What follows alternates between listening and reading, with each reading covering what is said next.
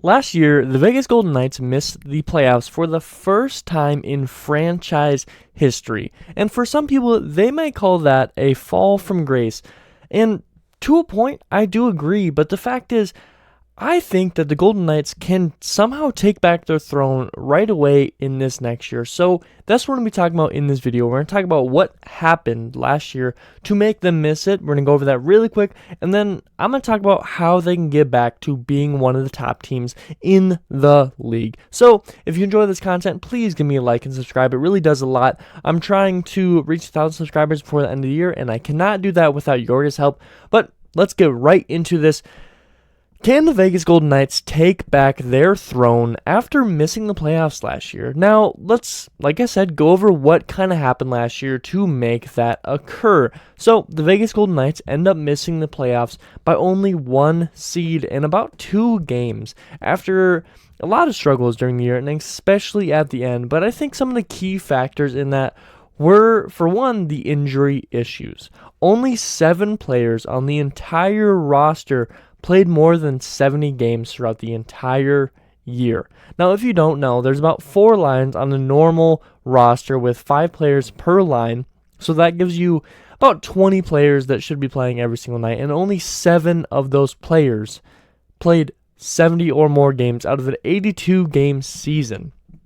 Mark Stone, the captain of the team, missed 45 games. Jack Eichel, the big trade package that Vegas just brought in last offseason, missed 48 games. Max Pacioretty, who was just traded, missed 43 games. Riley Smith, who was just re-signed to a big contract and is an integral piece to the future of this team, missed 26 games. Zach Whitecloud, who just signed a big contract a couple years back for the team, missed 23 games. Those are some big names right there, and that's not even the full list of them. There's many, many more, but I think that's just enough to show you how big of a factor injuries were to this team last year.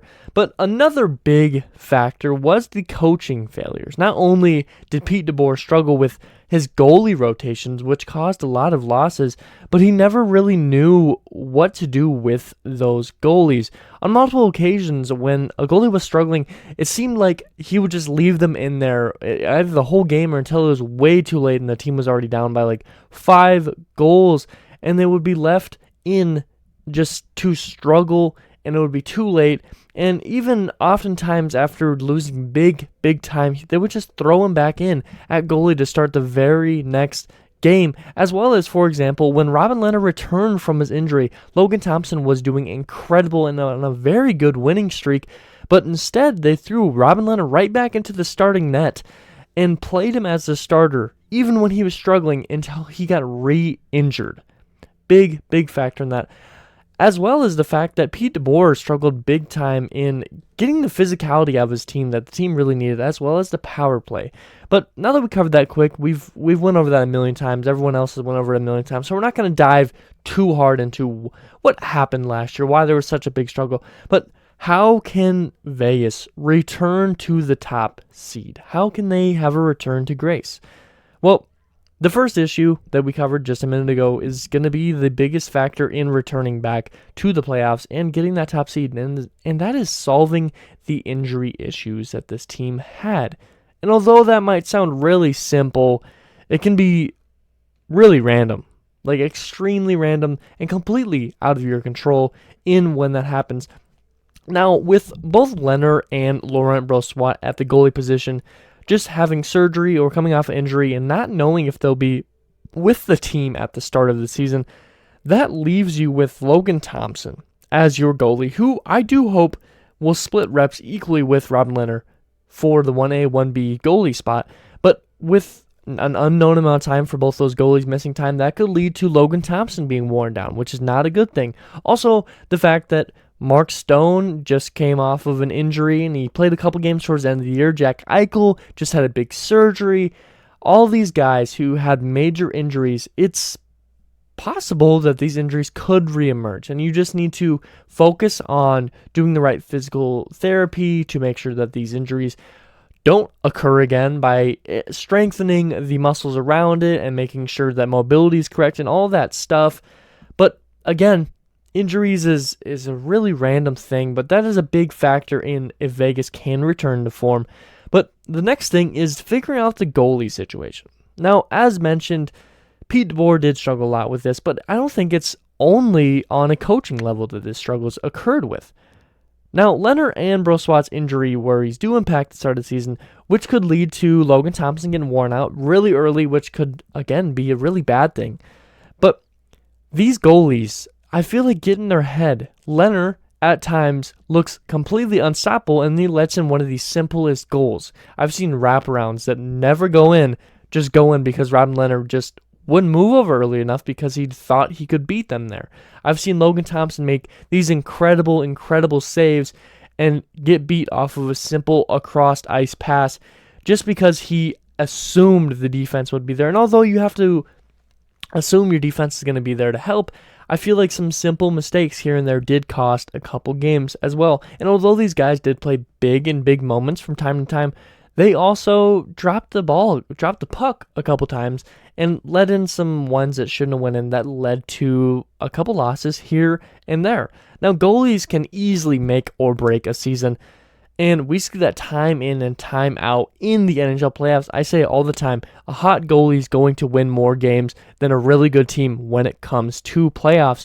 But if Leonard and Thompson can split their reps equally throughout the major part of the season, then I can definitely see this team with the similar stats or just better stats than both Leonard and Thompson had last year. I could see this team being in a great position, not only to make it into the playoffs, but also make a deep run if both these guys are playing at a top level.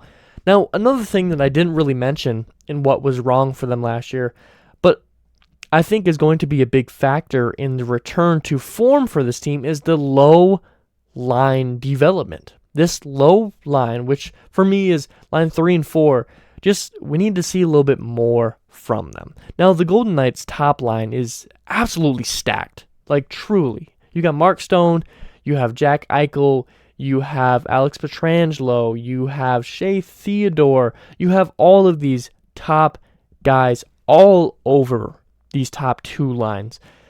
And although they can easily get you a ton of production and lots of goals and keep this team in every single game, it sometimes isn't enough. Sometimes you're going to have these top guys struggling to score a goal here and there, and that's why you need this low line development from time to time.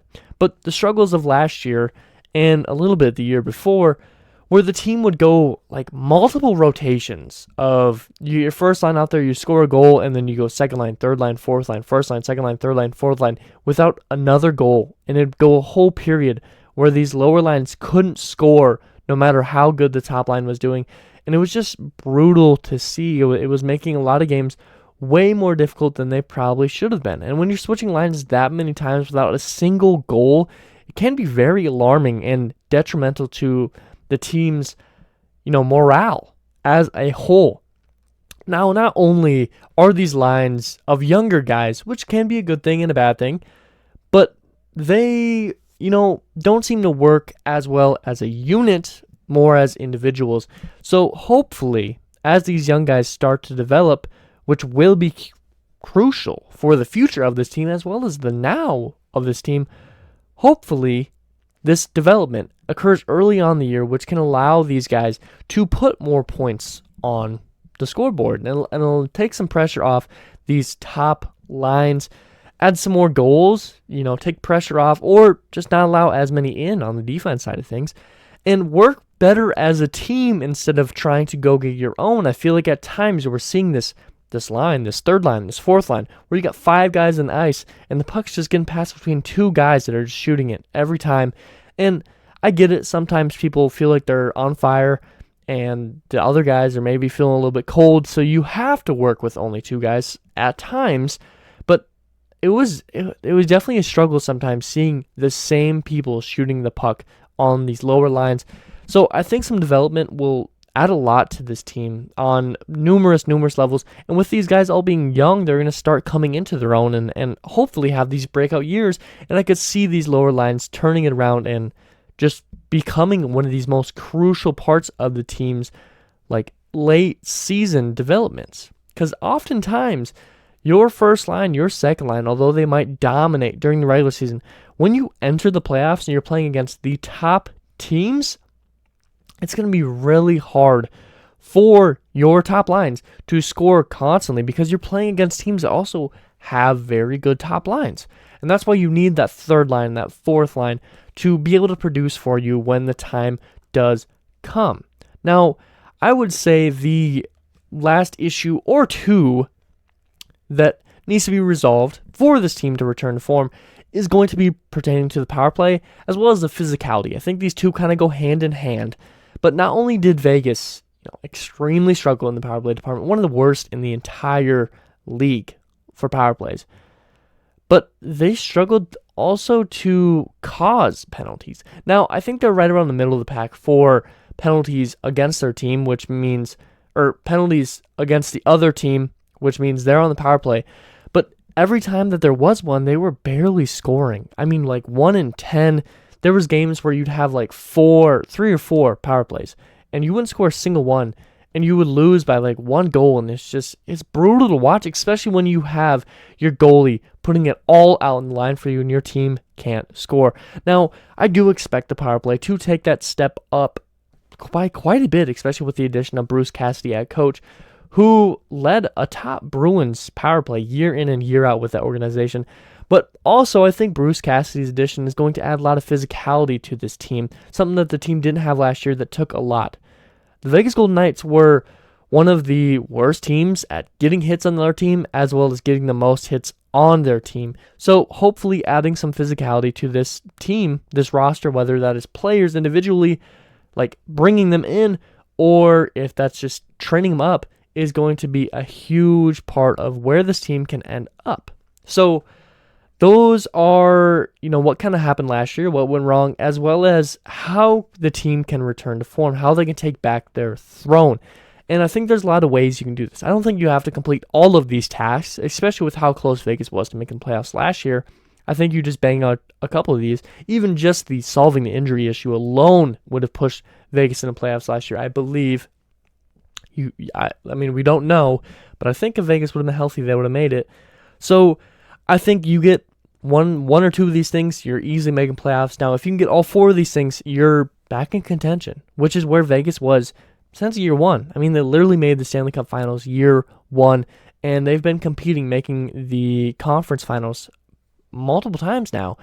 So I think you just do a couple things here, touch up a couple things. You bring in this new coach who can add, more fire to this team that maybe lost it with the previous coach and Pete DeBoer, and you get some health. You figure out the goalie situation here and there, and your younger guys start to develop. I think this team can easily become contenders again, genuinely. And I don't think that's any bias from me as a Vegas Golden Knights fan, which I am, which there might be a little bias, but I don't think it's that much to be shocked that if you look at this roster, you look at the star talent that's on this team, you look at the new coach who has been incredible with the Bruins as a whole, this team can be contenders again. But what do you guys think? Do you think this team is just a few little switches turned here and there to being contenders again? Or do you think they're way farther away than I believe? Tell me what you think down below. If you enjoy this content, please give me a like. And if you enjoy this channel, please subscribe. Not only am I trying to reach 1,000 subscribers before the end of the year, but I'm trying to reach 200 before the end of the week. And I think that that's possible, but I can't do that without your guys' help. So if you enjoy this content, please subscribe. It means the world to me. But as always, I hope it taught some today. Hope it made you smile. Hope it made you laugh. This is something that's really important to me. Affect someone else's day in a great way, because every single day can be a great day if we all just put in the effort. And as always, you guys all be safe out there. But something deep inside won't let me